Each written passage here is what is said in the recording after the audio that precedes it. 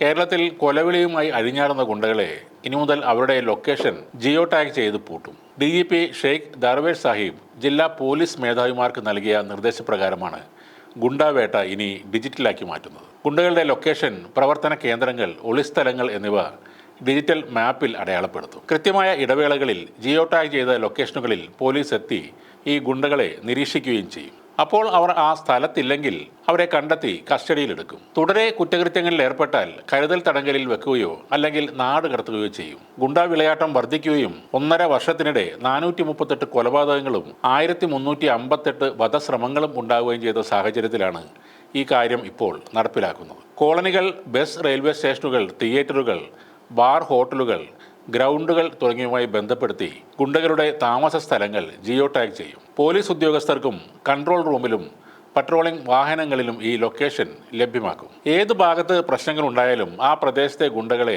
പോലീസിന്റെ വരുതിയിലാക്കാൻ ഇതുവഴി സാധിക്കും. പുതിയതായി രംഗത്തെത്തുന്ന ഗുണ്ടകളെ കണ്ടെത്തി സ്റ്റേഷനുകളിലെ ലിസ്റ്റ് പുതുക്കും.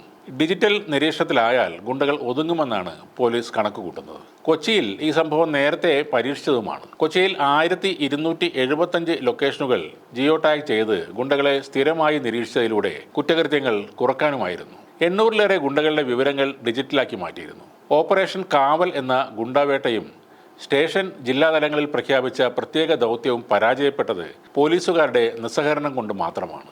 ഉദ്യോഗസ്ഥർ വിവരങ്ങൾ ചോർത്തുന്നതും ഈ ദൗത്യം പരാജയപ്പെടാൻ കാരണമായി മാറി.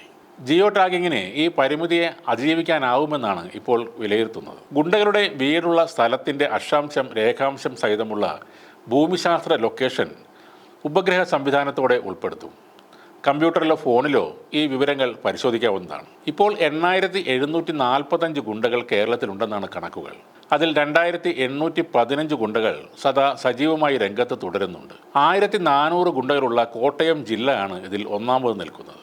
കൃത്യമായ ഇടവേളകളിൽ ഗുണ്ടകളെ ലൊക്കേഷനുകളിലെത്തി പോലീസ് നിരീക്ഷിക്കും. ആക്റ്റീവ് ആയ ഗുണ്ടകളെ ആഴ്ചയിൽ ഒരിക്കൽ നിർബന്ധമായും ഉദ്യോഗസ്ഥർ കണ്ടിരിക്കണം. വലിയ പ്രശ്നക്കാരല്ലാത്ത ഗുണ്ടകളെ 2 ആഴ്ചയിൽ ഒരിക്കലും, വിരമിച്ച റിട്ടയേർഡ് ഗുണ്ടകളെ മാസത്തിൽ ഒരിക്കലും വീട്ടിലെത്തി കാണണം. തങ്ങൾ എല്ലായ്പ്പോഴും നിരീക്ഷണത്തിലാണെന്ന ബോധ്യം ഉണ്ടാകുന്നതോടെ ഇവർ കുറ്റകൃത്യങ്ങളിൽ നിന്നും വിട്ടുനിൽക്കുമെന്നാണ് അനുഭവമെന്ന് ഉന്നത ഉദ്യോഗസ്ഥർ പറയുന്നു. ഏതെങ്കിലും ഒരു ഗുണ്ട തൻ്റെ വീട്ടിൽ നിന്നും വിട്ടുനിൽക്കുന്നതായി പെട്രോളിംഗ് സംഘങ്ങൾക്ക് ബോധ്യപ്പെട്ടു കഴിഞ്ഞാൽ മൊബൈൽ ലൊക്കേഷൻ ഉൾപ്പെടെ പിന്തുടർന്ന് അവരെ കണ്ടെത്താനുമുള്ള നിർദ്ദേശമുണ്ട്. സ്ഥലം മാറി എത്തുന്ന, സ്ഥലപരിചയമില്ലാത്ത ഉദ്യോഗസ്ഥർക്ക് പോലും ഈ സംവിധാനം ഉപയോഗിച്ച് കുറ്റവാളികളുടെ പ്രവർത്തന മേഖലകൾ വളരെ എളുപ്പം കണ്ടെത്താനാവുമെന്ന ഒരു മെച്ചവുമുണ്ട് ഇതിന്.